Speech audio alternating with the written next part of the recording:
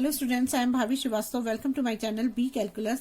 आज हम करेंगे चैप्टर 1 है रिलेशन एंड फंक्शन, क्लास 12 का एक्सरसाइज 1.2 का क्वेश्चन फर्स्ट कर रहे हैं। देखिए इसमें क्या दिया है, show that the function F function R मतलब रियल नंबर है दोनों, defined by F x equal to 1/x है, इज 1 है या 1 है नहीं, ये बताना है हमको ना। इसमें जो आर सेट है, इसमें और आर सेट क्या होता है, रियल नंबर होते हैं। रियल नंबर में हमारा 0 भी होता है, 1 भी होता है, 2 भी, -1 -2 सब होते हैं। 1/2 भी होता है, P/Q की फॉर्म में भी पाया जाता है। √3, √4, √5 बहुत सारी चीजें होती है ना। लेकिन इसमें दो चीज नहीं होती है, दो चीज नहीं होनी चाहिए। एक तो -√2 नहीं आना चाहिए, मतलब अंडर रूट में माइनस नहीं आना चाहिए, तो वो कॉम्प्लेक्स नंबर हो जाता है। एक तो कॉम्प्लेक्स नंबर नहीं आना चाहिए, दूसरा 1/0 नहीं होना चाहिए। 1/0 का मतलब अनडिफाइंड हो जाएगा। तो ये दो कंडीशन हमें नहीं चाहिए इसमें ना। तो अगर ये आ गया तो फिर वो मतलब इक्वल मतलब नहीं प्रूव हो पाएगा ना। तो आप देखो कैसे करेंगे। अब मैंने क्या करा यहाँ पर, यहाँ में सॉल्विंग ये दे रखा है ना, R*R*। तो इसमें देखो ये स्टार का मतलब ये है कि इसमें जो जीरो के नंबर है उनको जीरो हटा देना है उनको। तो जीरो तो इसमें होगा ही नहीं हमारे में, क्योंकि क्वेश्चन में नहीं दिया है, उसने मना कर दिया कि आर सेट में 0 नंबर नहीं लेना है हमको। तो अब हमें बताना है, तो हम पहले क्या करते हैं, यहाँ पे ये जो दिया हुआ है हमने वो लिख दिया है यहाँ पर। अब हम 1 वाला करके देखते हैं। तो मैंने इसमें आपको बताया था इंट्रोडक्शन पार्ट में, आप जरूर देखिएगा इसको।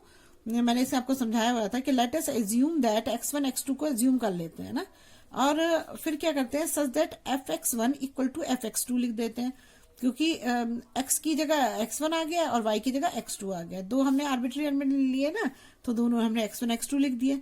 अब x1 के इक्वल क्या है, 1/x1 है, ये लिख दिया हमने ना। और fx जो है हमारा y भी होता है, तो y की जगह भी 1/x2 आ जाएगा, है ना। और जब आप इसको क्रॉस मल्टीप्लाई करोगे तो यहाँ पर क्या आ जाएगा, यहाँ पे आ जाएगा हमारा x2, ये मैंने ऊपर गलत लिख दे रही हूँ, ये x2 नीचे, x2 इक्वल टू ये x1, ये आ जाएगा हमारा। तो ये दोनों क्या हो गए, इक्वल हो गए। और जब हमारे इक्वल आ जाते हैं तो क्या हो जाता है, ये फंक्शन जो होता है ये क्या हो जाता है, ये इंजेक्टिव हो जाता है। इंजेक्टिव को ही क्या बोलते हैं, 1 to 1 बोलते हैं ना, 1 बोलते हैं। तो ये हमारा आंसर आ गया। अब दूसरा पार्ट करते हैं। दूसरा पार्ट है हमारा क्या है, ऑन टू अभी चेक करना है ना। देखो ऑन टू चेक करने के लिए क्या करते हैं हम, हमारा जो है ये f(x) इक्वल टू दे रखा है 1/x दे रखा है। f(x) की जगह हम y भी लिख सकते हैं, मैंने बताया था आपको पहले भी। तो f(x) की जगह हम y लिख देते हैं, तो ये क्या आ जाएगा, y/x हो जाएगा। अब हमें x निकालना है, तो x को इधर ले जाएंगे, तो x इक्वल टू क्या हो जाएगा, यहाँ पर 1/y हो जाएगा। अब देखिए इसमें जो है अगर 1/y है, y की जगह मान लीजिए आपने ये दो वो ले लिया, एरो डायग्राम से बताती हूँ आपको ना। ये हमारा x है, ये y है, ये भी रियल नंबर है, ये भी रियल नंबर है ना। तो अगर आप रियल नंबर में तो 0 भी आता है ना, 0 भी आता है, 1 भी आता है, 2 भी आता है, 3 और 1/2 भी आता है, √2 भी आता है, सभी आते हैं इसमें ना। तो आप जब इसकी जब वो करोगी तो इसमें भी तो रियल नंबर आना है। तो इसमें तो अगर आप यहाँ पर 0 रखते तो यहाँ पर क्या आता, अगर हमारा x इक्वल टू 1/0 आता, y की जगह 0 रखते तो ये अनडिफाइंड हो जाता है ना। तो लेकिन ये क्या है, इसने 0 तो हमें दे ही नहीं रखा ना। अगर 0 देता तो ये क्या होता, तो ये ऑन टू नहीं होता है, क्योंकि 0 का कुछ बनता ही नहीं। अनडिफाइंड का मतलब क्या होता है, कोई आंसर ही नहीं आया। और हमें ऑन टू में क्या करना होता है कि जो हमारी इमेज होती है उसकी प्री इमेज जरूर बननी चाहिए, तो 0 की कोई इमेज ही नहीं बनती, तो फिर ये तो ऑन टू नहीं होता ना। लेकिन इसमें अच्छा है, इसमें इसने 0 हमें दे ही नहीं रखा है, तो अच्छा है 0 नहीं दे रखा है। तो क्या होगा यहाँ पर, अब देखिए इसमें हम अगर जब ये तो मना ही हो गया, जब ये नहीं हुआ तो फिर इसका बताओ और चेक करते हैं। अब x की जगह आप y की जगह 1 रख दो, तो 1/1 1 आ गया ना, इसका आंसर आ गया, इसका इमेज बन रही है।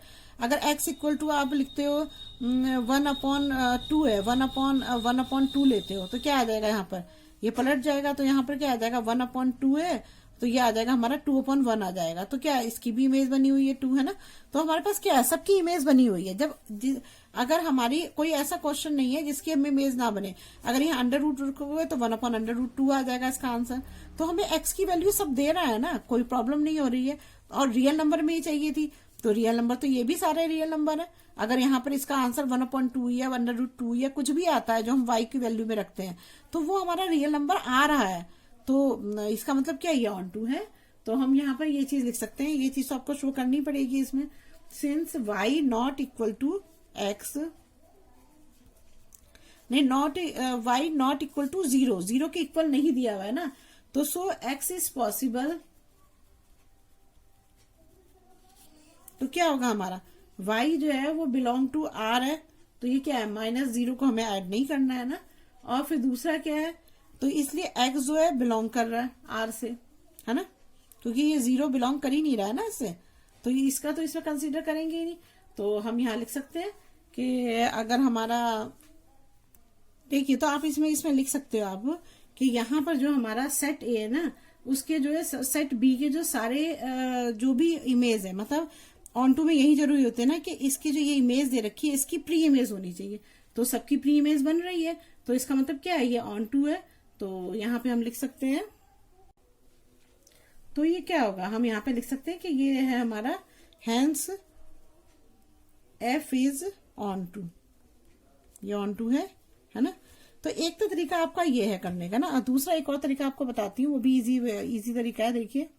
देखिए जैसे कि हमने x2 इक्वल टू x1 किया था, इसी तरह इस क्वेश्चन को भी हम कर सकते हैं। देखिए कैसे कर सकते हैं कि देखिए सबसे पहले हमने जो निकाला x इक्वल टू 1/y निकाल लिया ना, ये हमने एक वैल्यू निकाल लिया हमने ना, x इक्वल टू 1/x। अब हम ये लेते हैं fx इक्वल टू 1/x। तो अगर हम इसको लेंगे तो ये हमारा क्या हो जाएगा, fx की जगह हम y भी लिख सकते हैं, ये मुझे पता है y होता है, fx की जगह y लिख दिया और इक्वल टू लिख दिया मैंने 1/x। x की जगह मैंने ये वैल्यू रख दी, तो जब मैं इसकी वैल्यू रखूंगी तो क्या आएगा 1/y आ जाएगा। और जब इसको आप सॉल्व करोगे तो यहाँ पर आंसर क्या आएगा आपका y इक्वल टू y आ जाएगा। तो ये भी ऑन टू है, इसे भी हम लिख सकते हैं। तो हम यहाँ पे ऐसे लिख सकते हैं कि फॉर एवरी y जो है बिलोंग कर रहा है r से, है ना, और देयर एग्जिस्ट जो मतलब x है वो भी तो कर रहा है ना, exist x belong to r such that fx equal to y, fx equal to y, hence f is on to। ये दोनों ही तरीके आप दोनों तरीके से कर सकते हैं। चाहे तो आप इसको ऐसे एरो डायग्राम बना के, जैसे मैंने, ये भी इजी तरीका है कि मैंने y की वैल्यू अगर उसे रियल नंबर दिया तो मैंने सारे यहाँ रियल नंबर रख लिए और उससे मैंने इसको चेक करना शुरू किया कि इसकी प्री इमेज बन पा रही है, नहीं बन पा रही है। अगर प्री इमेज बन पा रही है तो ये ऑन टू है, अगर प्री इमेज नहीं बन पा रही, कोई भी एक छूट जा रहा है तो वो फिर ऑन टू नहीं होगा। लेकिन इसमें से 0 था जो हमें परेशान कर सकता था कि 0 की कोई अनडिफाइंड आता, कोई वैल्यू नहीं आती, प्री इमेज नहीं आती, तो ये ऑन टू नहीं होता। लेकिन उसने 0 मना ही कर दिया तो वो तो प्रॉब्लम खत्म ही हो गई और सबके जो है प्री इमेज बन पाएगी। तो जब हम यहाँ कोई भी वैल्यू रखोगे, 2 रखो, 1/2 रखो, √2 रखो, कुछ भी रखो, तो x की तो वैल्यू आएगी ना, तो x की वैल्यू तो प्री इमेज तो सबकी बनी रही है ना, तो ये ऑन टू होगा। एक तरीका तो ये है। और दूसरा तरीका ये है कि अगर आपको ये चीज टिपिकल लग रही तो आप जैसे आपने निकाला x इक्वल टू 1/y निकाला है ना, तो हमने जो ये वाला लिया है, ये आप इसको समझ लो। अब ये हमारा ये हमारा जो है ये है, क्या कहते हैं, इक्वेशन 1 समझ लो आप। तो मैंने क्या करा, fx की जगह ये वाला लिया जो हमें क्वेश्चन में दिया है, तो fx की जगह मैं y लग सकती हूँ, मैं यहाँ fx भी लिख देती हूँ, कहीं आप समझ ही ना पाओ किसकी जगह पे मैंने लिखा है ना। तो fx equal to 1/x, fx की जगह मैंने y रख दिया। अब 1/x है, x की जगह मैंने ये वैल्यू निकाली है 1/y, मैंने इसकी जगह 1/y रख दिया। तो जब मैंने इसको वो करा, सॉल्व किया, तो y इक्वल टू y आ गया, तो ये बराबर आ गया ना। तो जब ये ऐसे बराबर आ जाता है इसका मतलब ये ऑन टू है। चलिए हम नेक्स्ट कर, देखिए अब इसका सेकंड पार्ट हमें करना है ना। सेकंड पार्ट जो है हमारा, इसने क्या दिया हुआ है, ये सेकंड पार्ट नहीं हमने किया था अभी। It is the result true if the domain जो ये वाला डोमेन होता है ना, जो ये पहला एक्स जो होता है ये डोमेन होता है। तो ये कह रहा है इसकी जगह पे पहले रियल नंबर था, तो वो कह रहा है इसको नेचुरल नंबर ले लीजिए। और दूसरा वाला तो कोड डोमेन है, वो तो रियल नंबर ही है ना। तो मैंने यहाँ पे कंडीशन लिख ली कि ये अब जो हमें दे रहा है, ये एफ जो है ये एन और आर दे रहा है ना। अब हमें जो क्वेश्चन में दे रखा है वो दे रखा है fx इक्वल टू 1/x दे रखा है। तो हम क्या करते थे, जब हम इसको सॉल्व करेंगे तो क्या होता है, वही वाला उसी तरह करेंगे कि हम पहले x1 x2 जो है एज्यूम कर लेंगे। तो late assume x1 and x2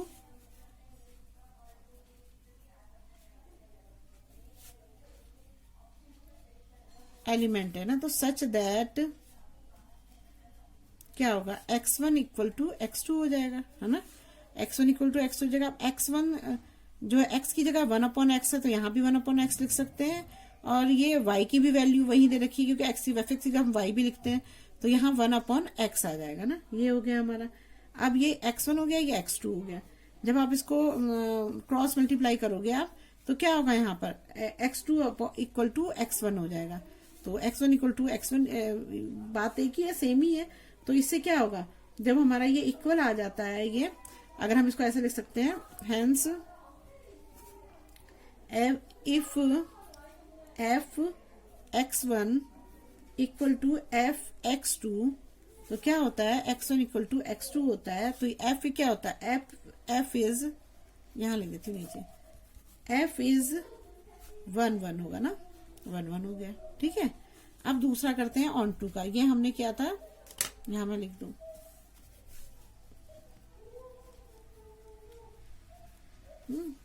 अब मैं लिख रही हूँ ऑन टू का। अब देखिए इसको कैसे सॉल्व करेंगे। इसके लिए हमें क्या करना पड़ता है, हमें जो फॉर्मूला, इसमें भी वही फॉर्मूला है, एन जो है ये आर का मतलब ये एक्स एन है और ये आर है ना। अब देखिए इसमें क्या करते हैं, अब हमारा f(x) इक्वल टू 1/x होता है ना, ये हमने करा था कि f(x) जो है हमारा 1/x दे रखा है। अगर हम इसकी जगह y रखेंगे तो क्या आएगा, यहाँ पर y इक्वल टू 1/x आ जाएगा, और हमें x की वैल्यू निकालनी है तो ये 1/y आ जाएगा। ठीक है, अब हम क्या करेंगे, यहाँ पर मान लो हमने ये एक ये ले लिया और एक ये ले लिया ना, ये हमारा x है, ये y है, ये हमारा नेचुरल नंबर है, ये रियल नंबर है। अब रियल नंबर में तो हम कोई भी नंबर ले सकते हैं, 0 तो इससे मना कर रखा है, लेकिन और तो नंबर ले सकते हैं ना, 1 ले सकते हैं। तो 1 का क्या बनेगा, अगर इसकी जगह 1/1 रखोगे तो 1 आ जाएगा, चलो ये तो सही है। लेकिन अगर आप 2 रखोगे तो क्या आएगा, यहाँ पर 1/2 आ जाएगा। तो क्या 1/2 नंबर है, क्या नेचुरल नंबर है? नहीं, नेचुरल नंबर तो नहीं है। नेचुरल नंबर तो 1 2 3 4 5 6 ऐसे होता है ना, इन्फिनिटी तक नेचुरल नंबर, लेकिन अपॉन में तो नेचुरल नंबर नहीं होता है ना, तो ये तो गलत हो गया। मतलब 2 का तो कोई मतलब यहाँ पर होगा ही नहीं, यहाँ पर तो 1 2 3 4 ये होंगे सारे। तो 2 का जो है, अगर हम x इक्वल टू 2 लेते हैं, y इक्वल टू 2 लेते हैं, तो y इक्वल टू 2 लोगे तो यहाँ पे क्या है, 1/y है। तो y की वैल्यू जब रखोगे तो यहाँ पे क्या आएगा, 1/2। तो x इक्वल टू 1/2, लेकिन 1/2 तो यहाँ है ही नहीं। तो जब 1/2 है ही नहीं यहाँ पे, तो आप यहाँ कैसे लिख सकते हो, नहीं लिख सकते हो। तो इस कंडीशन में हम क्या लिखेंगे कि x इज, मैं यहाँ सॉल्व कर देती हूँ ना, let y equal to 2, x equal to 1/2। So x is not a natural number, ये नेचुरल नंबर है ही नहीं। तो hence f is not onto. समझ आ गया? चलिए नेक्स्ट करते हैं। देखिए अभी सेकंड क्वेश्चन है, इसमें ये बोला हुआ है check injectivity and subjectivity of the following function. तो इसमें 5 पार्ट्स हैं, मैंने पहले पहला पार्ट सब लिखा है ना। तो इसमें हमें जो पहला फंक्शन दिया हुआ है वो दिया हुआ है हमें, मैं लिख लेती हूँ पहले। पहला फंक्शन हमें दिया हुआ है f, क्या है, दोनों जो है ये नेचुरल नंबर है ना, और क्या दिया हुआ है, given by f(x) equal to x² दे रखा है ना। तो यहां पर हम लिख सकते हैं f(x) इक्वल टू x² है। तो जब हम इसको इंजेक्टिव चेक करते हैं कि इंजेक्टिव है नहीं है,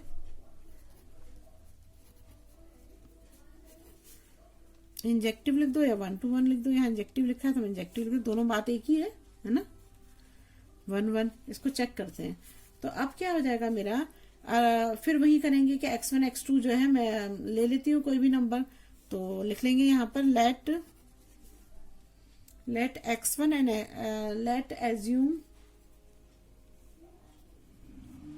let us assume x1 x2 2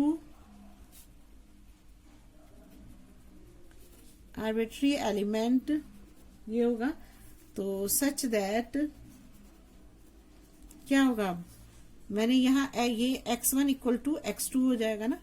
तो अगर मैं f(x) की जगह x2 की वो दे रखी है पावर, तो यहाँ x1 का भी स्क्वायर हो जाएगा ना।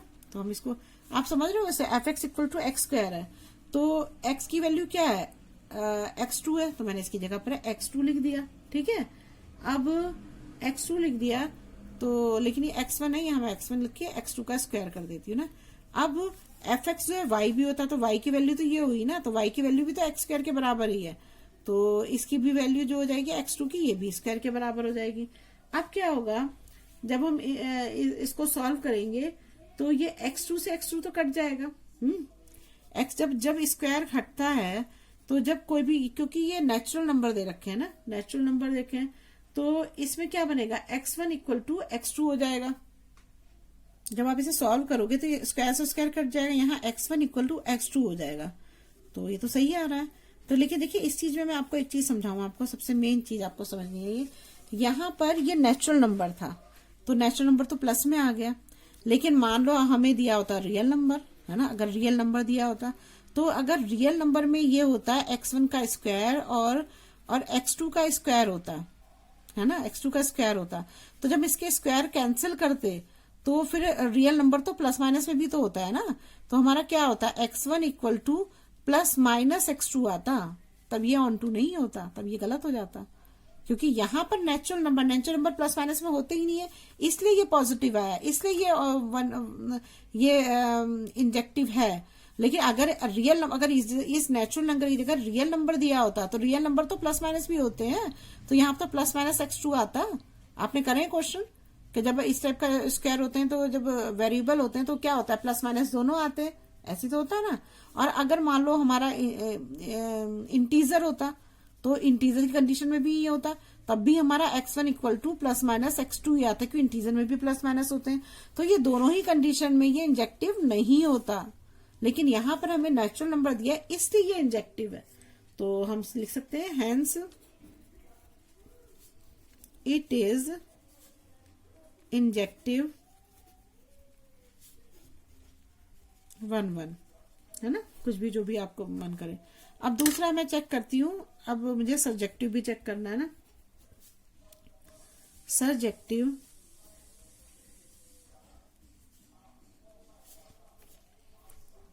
ऑन टू, है ना, ऑन टू। अब चेक करते हैं, देखिए अब इसको चेक करने का तरीका क्या होता है, एफ एक्स, इसी से करती हूँ, f x equal to x square, है ना, तो ये मेरा है question, f x equal to x square दे रखा है ना, तो अगर मैं यहाँ पर x की जगह x की जगह मैं y रख दूं, तो y इक्वल टू क्या आ जाएगा, यहाँ पर एक्स स्क्वायर हो जाएगा ना। और अगर मैं एक्स स्क्वायर को हटाऊंगी यहाँ से, तो यहाँ क्या आएगा, एक्स से इधर हटा दूंगी तो एक्स को इधर ले आओ, कोई फर्क नहीं पड़ता, एक्स को इधर ले आओगे तो क्या आएगा, यहाँ पर अंडर रूट वाई आ जाएगा। लेकिन इसमें अंडर रूट वाई आएगा तो क्या आएगा, ये जो नंबर हमें दे रखे हैं, नेचुरल नंबर दे रखे हैं ना। अब देखिए इसमें जो है हमारा ये आ गया, अब हम इसकी वैल्यू लेके देखते हैं कि इसका आंसर आता है या नहीं आता ना। तो जब हम क्या करते हैं, x इक्वल टू ये क्या करते हैं, y इक्वल टू 2 ले लेते हैं ना, एग्जाम्पल एक लेके देखते हैं ना, एग्जाम्पल से ही तो पता लगेगा ना। पुटिंग y इक्वल टू 2 कर देते हैं, तो हमारा यह क्या आ जाएगा, x, और इसकी जगह पर अंडर रूट 2 रखोगे तो क्या आएगा, y है ना। तो ये वो वैसे भी ये नेचुरल नंबर तो प्लस माइनस तो करने की जरूरत है ही नहीं, फिर भी हम यहाँ पर लिख देंगे अंडर रूट 2 हो जाएगा ना। तो अंडर रूट 2 की वैल्यू क्या होती है, 1.41 होती है, और 1.41 जो है वो नेचुरल नंबर होता ही नहीं है। नेचुरल नंबर इससे बोला नेचुरल नंबर, x भी नेचुरल नंबर होना चाहिए और y भी नेचुरल नंबर होना चाहिए, तो ये नेचुरल नंबर तो होगा ही नहीं, ये तो रियल नंबर आ गया ना, तो ये तो होगा ही नहीं। तो यहाँ पे लिख सकते हैं since x is not a natural number,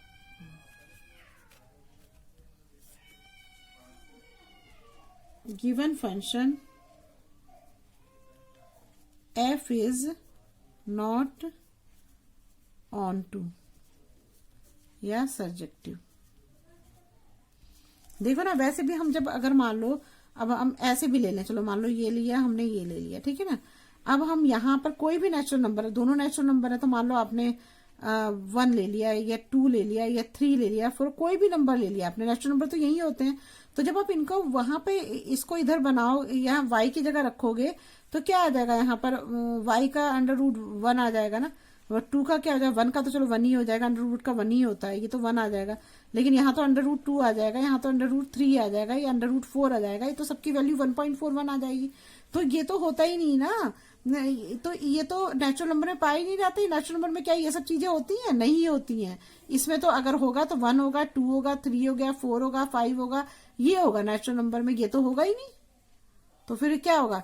तो हमारी इसकी इमेज नहीं बन रही है। तो आप इसमें दोनों रीजन ही लिख सकते हो। आप चाहो तो इसे भी ऐसे प्रूव करके लिख सकते हो, या आप लिख सकते हो कि जो ये हमारा सेट ए है ना, ये और बी है, तो जो सेट बी के जो है हमारे जो सेट बी के जो एलिमेंट्स है उनके जो है प्री इमेज नहीं है इसमें।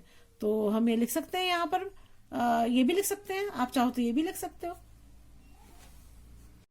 तो देखिए, अगर आप चाहो तो आप सिर्फ इतना ही सॉल्व कर दो, इसके आगे आपको सॉल्व करने की कोई जरूरत ही नहीं है ना। ये तो मैंने आपको समझाने के लिए बता दिया कि हम अगर इसको से चेक करेंगे तो इसके आंसर जो है ये अंडर रूट और ये अंडर रूट 3 में आ रहे हैं, तो ये हो ही नहीं सकता है। तो जब सेट बी के इमेज जो है, प्री इमेज जो है सेट ए में हमें नहीं मिलेगी, तो फिर वैसे भी वो ऑन टू नहीं होगा। तो आप ये भी रीजन लिख सकते हो और ये भी रीजन लिख सकते हो, आपकी मर्जी है। चलिए अब करते हैं क्वेश्चन 3। देखिए, अब इसमें हमने ये हमें अब कंडीशन दे रखी है। पहले हमें नेचुरल नंबर दे रखा था, अब उसने वही क्वेश्चन, उसी तरह क्वेश्चन, लेकिन इसने क्या करा हुआ है कि अब इसने ये इंटीजर्स दे दिए हैं हमें ना। तो फिर हम वैसे ही करते हैं जैसे हमने चेक करते थे। F x equal to x square होता है ना। तो हमने x1 x2 दो लिए हैं, है ना। Let us assume x1 x2 is arbitrary element है ना। तो अब क्या होगा हमारा, जब ये करेंगे तो ये क्या होगा, F x1 equal to x2 का x1 का स्क्वायर हो जाएगा, और x2 का, मतलब एफ x1 भी x2 के स्क्वायर के बराबर होगा, और एफ x2 जो होगा वो भी जो होगा x2 स्क्वायर के बराबर होगा ना। क्यों होगा? मैंने आपको बताया था कि x की वैल्यू x2 का स्क्वायर है, तो मैंने x1 की जगह x2 का स्क्वायर लिख दिया। लेकिन एफ एक्स जो होता है वो y भी होता है, तो y के बराबर भी तो यही होगा। तो हमारा ये बन गया ना, एफ x1 का square equal to F x2 का स्क्वायर हो जाएगा ना। तो जब स्क्वायर से स्क्वायर हटेगा तो यहाँ पर क्या आएगा हमारा, ये हो जाएगा मेरा,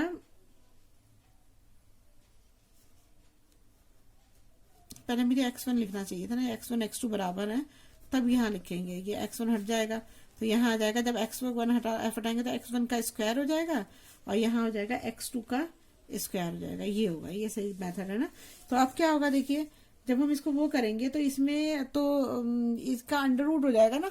मैंने आपको पहले क्वेश्चन में बताया था कि अगर हमारा रियल नंबर दे रखा है, रियल नंबर से रियल नंबर है, तो क्या होता है, अगर स्क्वायर किसी चीज का दे रखा है, अगर ये x2 का स्क्वायर है, x1 का स्क्वायर है, ये x2 का स्क्वायर है, तो जब हम इसको जब सॉल्व करते हैं तो क्या होता है, यहाँ पर स्क्वायर से स्क्वायर तो कट जाता है, लेकिन यहाँ पर प्लस माइनस आ जाता है। ऐसे ही होता है ना, यही बताया था मैंने आपको। तो और यह इंटीजर्स होते हैं, तो इंटीजर्स में क्योंकि इन दोनों में तो प्लस माइनस होते हैं ना, तो इससे दोनों में प्लस माइनस लिखने ही पड़ेंगे। तो यहाँ भी x माइनस x2 हो जाएगा प्लस माइनस, तो ये हमारे दो आंसर आएंगे ना। तो जब ये इससे कैंसिल हो जाएगा तो ये मेरा आएगा x1 इक्वल टू, एक तो प्लस का x2 आएगा और एक आएगा मेरा माइनस का x2 आएगा। तो ये तो x1 x2 इक्वल आ नहीं रहे हैं, तो जब ये x1 x2 इक्वल नहीं आएंगे तो क्या होगा, ये होगा ही नहीं, ये होगा ही नहीं। लिख देंगे यहाँ पर, since x1 does not have unique image,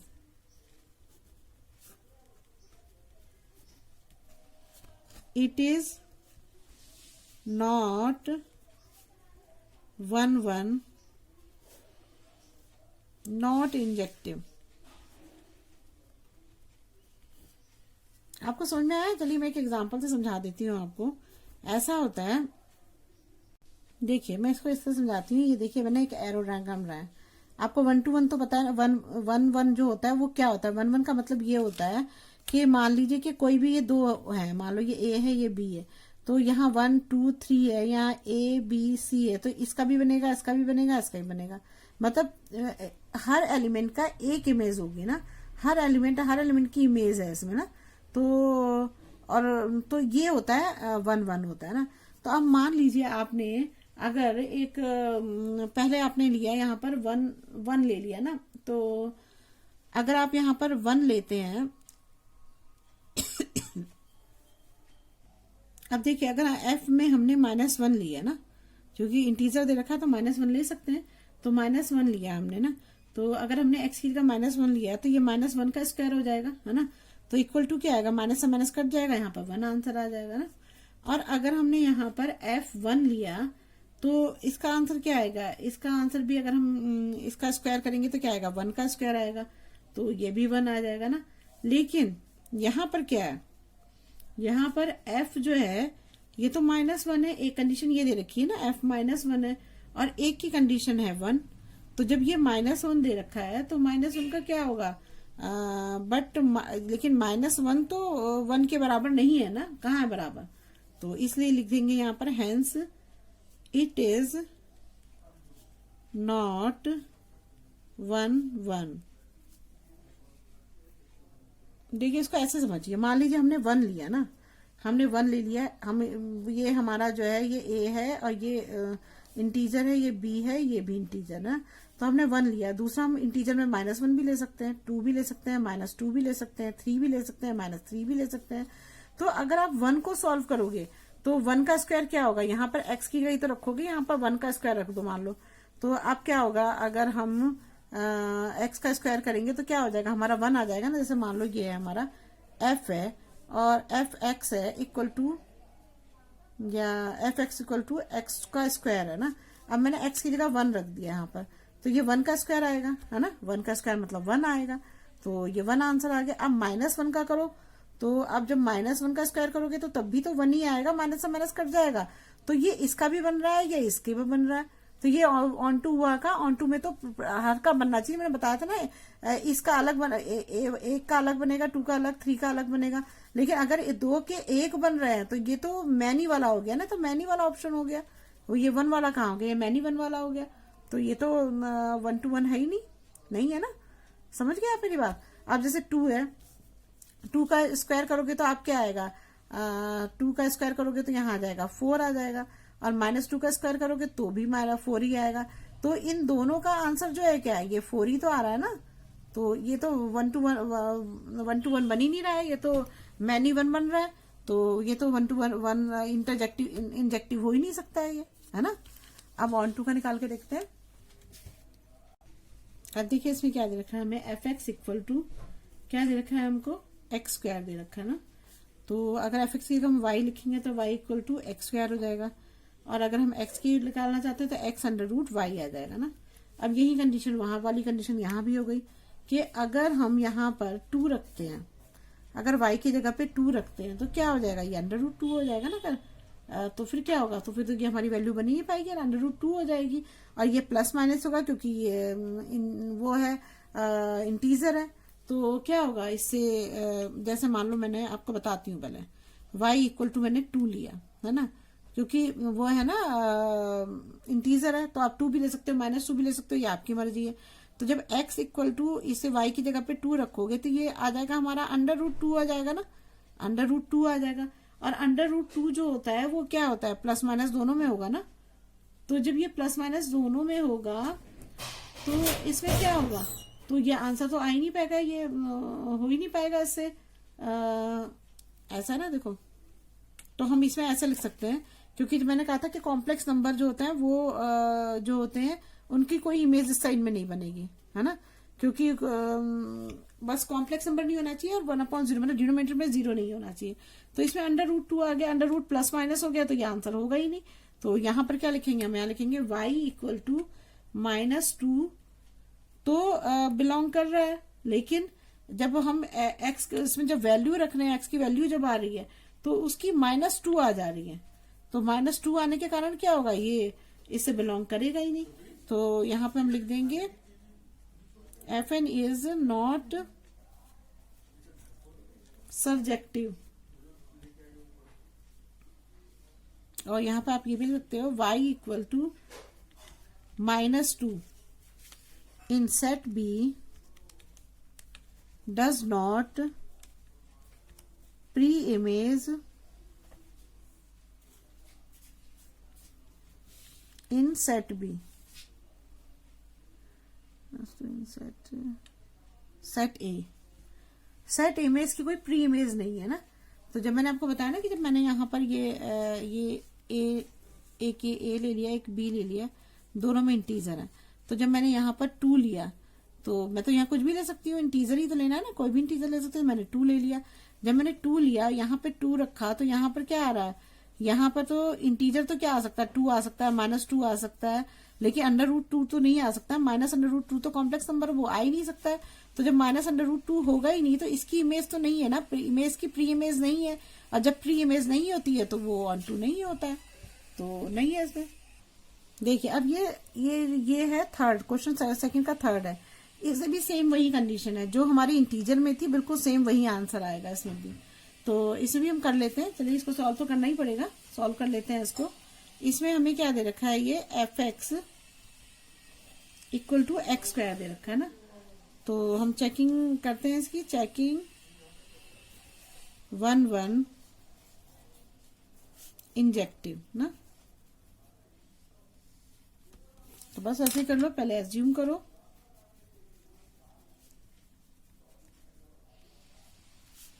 x1 x2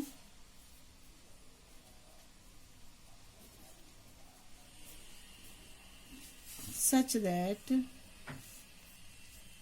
तो यहां पर क्या होगा, यहां पर हम लेंगे f x1 equal to fx1 जो है वो x1 के स्क्वायर के बराबर होगा, f x2 जो होगा वो भी x1 के x2 के स्क्वायर के बराबर होगा। ये मैंने आपको बता दिया ना, बार बार समझाना से टाइम ही वेस्ट होता है, फिर भी मैं बता देती हूँ। ये एफ एक्स की इक्वल टू x1 स्क्वायर है, स्क्वायर है, मैंने x1 का स्क्वायर कर दिया। एफ एक्स वाई भी होता है तो y की जगह पे भी यही आएगा। तो अब मैं इसको दोनों को इक्वल में लिख लेती हूँ, एफ x1 का स्क्वायर और ये होगा एफ x2 का स्क्वायर हो जाएगा। इसमें से जब ये हट जाएगा तो x1 का स्क्वायर हो गया और x2 का स्क्वायर हो गया ना, इससे ये कैंसिल हो जाएगा। तो यहाँ पर क्या आएगा, x1 इक्वल टू, यहाँ पर प्लस माइनस आएगा। मैंने आपको बताया था कि जब अंडर रूट होता है, तो जब स्क्वायर होती है कोई चीज, तो चाहे रियल नंबर हो चाहे इंटीजर्स हो, उन दोनों में प्लस माइनस दोनों आते हैं। तो यहाँ पर x2 जो है, एक तो प्लस का आएगा x2 और दूसरा आएगा हमारा x2 माइनस का आएगा। तो जब ये दो आंसर आ गए तो ये होएगा ही नहीं, मतलब यूनिक तो नहीं आ रहा ना, एक के दो आंसर आ रहे हैं, x1 का एक आंसर x2 आ रहा है, एक माइनस x2 आ रहा है, तो ये तो यूनिक इमेज तो बनी ही नहीं ना। तो यहाँ पर लिख देंगे since x1 does not have unique image,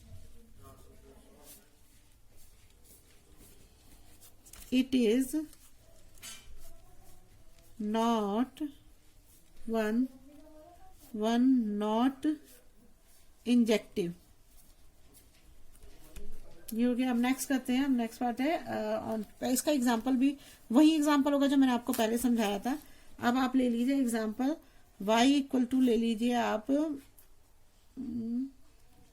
x2 लेना पड़ेगा ना, x। अब देखिए इसमें जो है, अगर मान लीजिए हम ये fx इक्वल टू x2 दे रखा है ना, अगर हम इसकी जगह पर x की वैल्यू हम ले लेते हैं 2 ले लेते हैं, तो ये क्या होगा, 2 का स्क्वायर हो जाएगा ना। और अगर x की वैल्यू हम -2, क्योंकि इंटीजर है ना, -2 भी ले सकते हैं।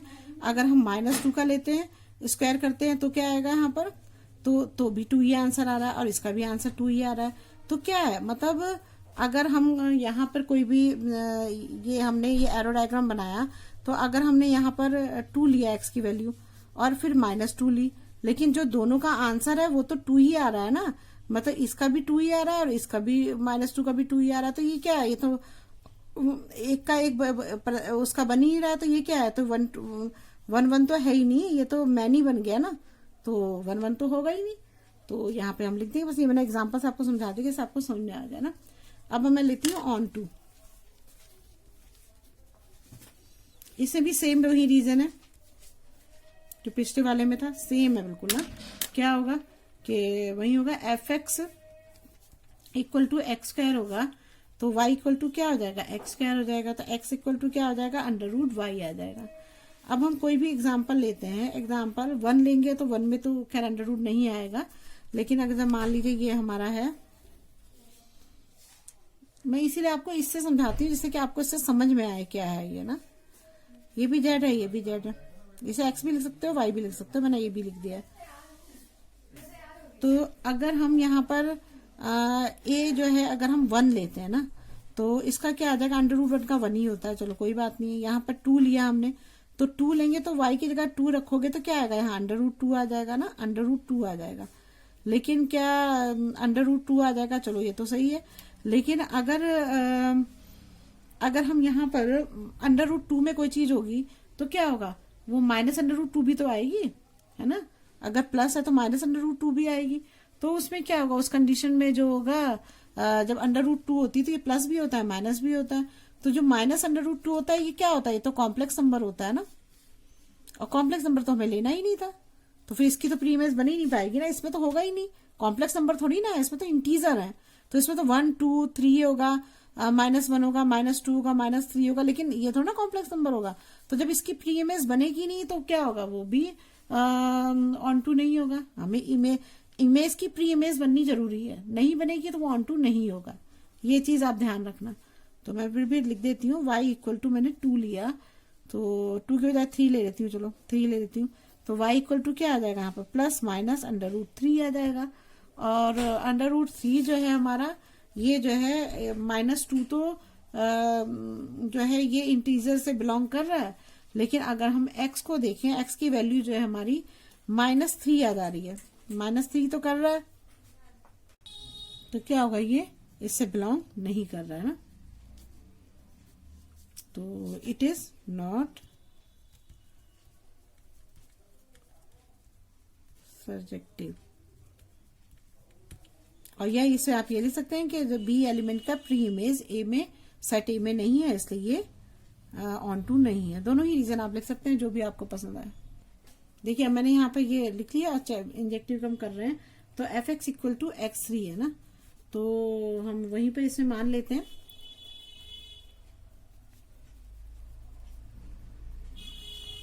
x1 एंड x2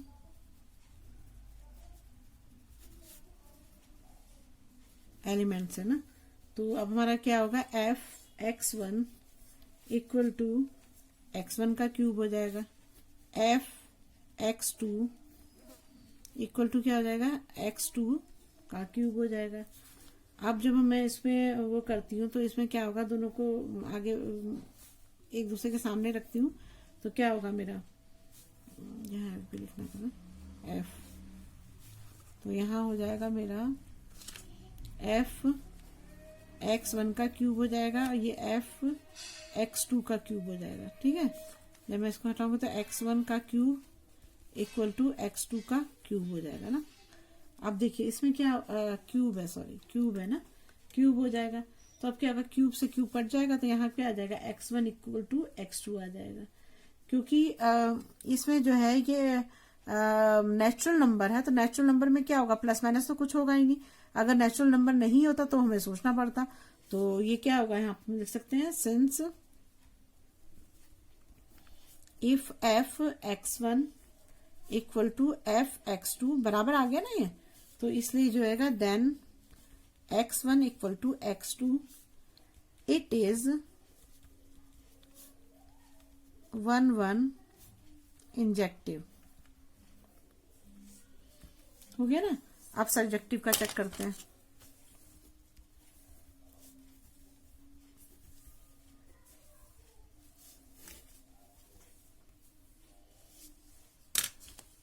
देखिए सब्जेक्टिव में क्या होगा हमारा, अब है हमारा f(x) = x³ दे रखा है ना। तो जब हम इसमें जो है x³ है, f(x) की जगह y रखेंगे तो यहाँ पर क्या आ जाएगा, हमारा x³ हो जाएगा। और फिर x की जगह पे क्या आएगा हमारा, या तो आप इसको y ऐसे भी लिख सकते हो, y 1/3 भी लिख सकते हो ऐसे, और ऐसे भी लिख सकते हो आप इसको, ऐसे भी, आपकी मर्जी कैसे भी लिखो ना, दोनों में से आप कैसे भी कर सकते हो इसको। तो अब ये क्या है, तो y जो है हमारा नेचुरल नंबर है ना, तो here y is a natural number,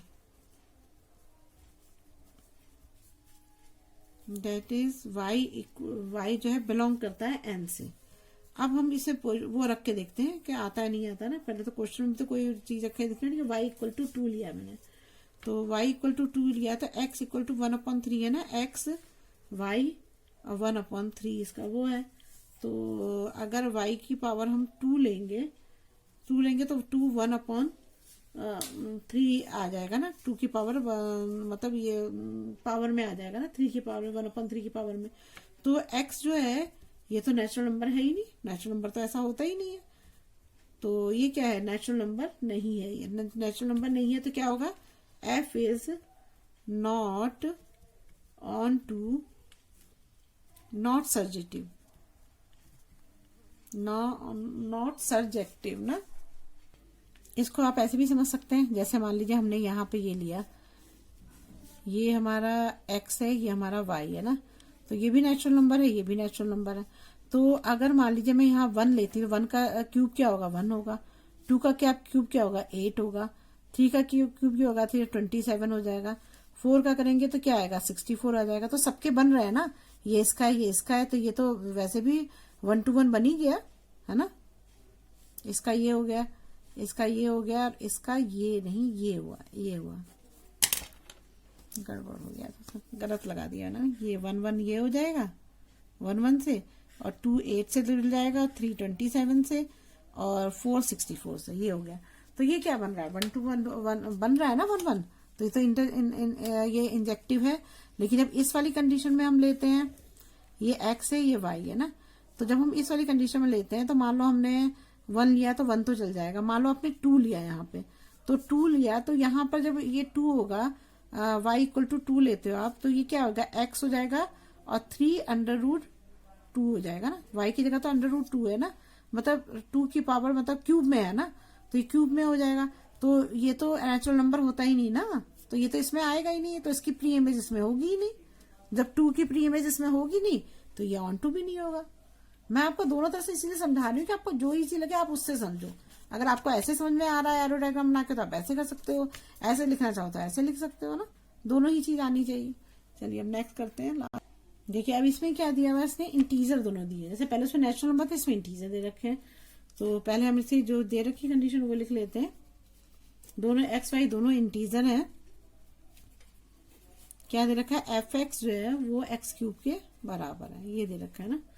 तो एफ एक्स जो है एक्स क्यूब के बराबर है, तो हम चेक करते हैं पहले ना।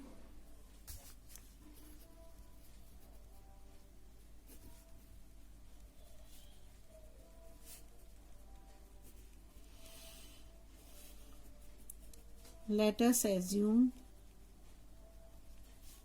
x1 x2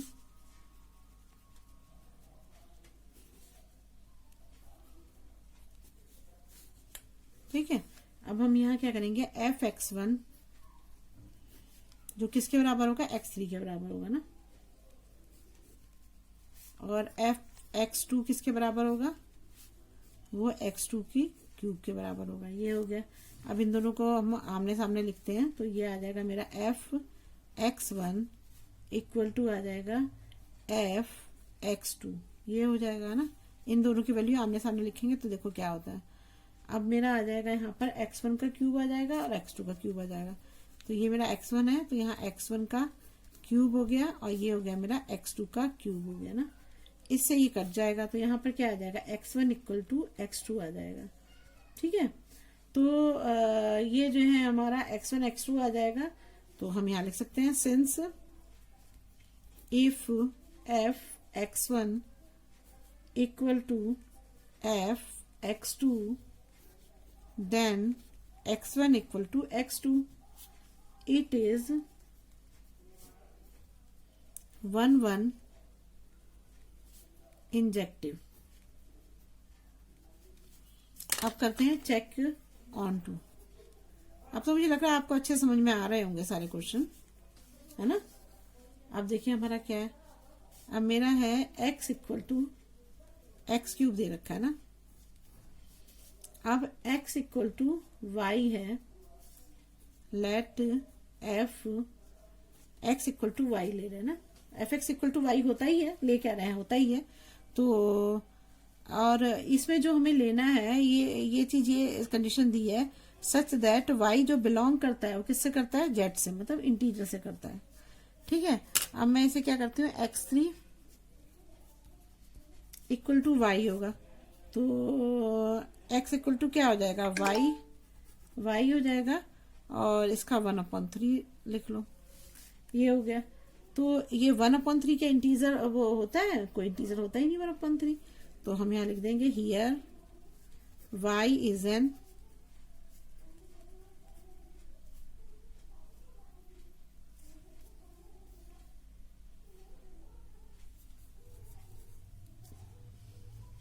y जो है एक इंटीजर है ना, तभी वो y से बिलोंग कर रहा है, y जो है z से बिलोंग कर रहा है, इंटीजर से। लेकिन अब इसका एग्जाम्पल ले लेते हैं ना, एग्जाम्पल से आपको ज्यादा अच्छे समझ में आएगा। एग्जाम्पल में ले लेती हूँ y इक्वल टू ले लेती हूँ मैं 3 ले लेती हूँ ना, तो यहाँ पे क्या आएगा, x इक्वल टू वाई 1/3 आ जाएगा, और यहाँ पे इसकी पावर हो जाएगी 3, 1/3 हो जाएगा ना।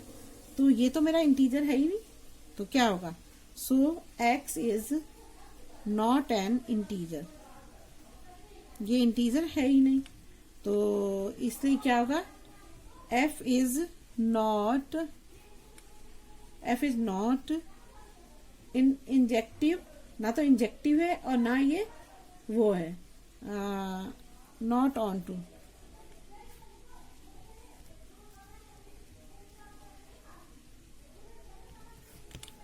मुझे उम्मीद है मैंने आपको दोनों तरह से समझाने की कोशिश करी है, तो मुझे उम्मीद है आपको समझ में आया होगा। अगर आपको फिर भी कोई प्रॉब्लम हो तो कमेंट बॉक्स में कमेंट करिएगा, और अगर अच्छा लगा आपको मेथड तो वो भी कमेंट में बताइएगा। और मेरी वीडियो अगर आपको अच्छी लगी तो लाइक और सब्सक्राइब करिएगा और शेयर करिएगा। Thank you.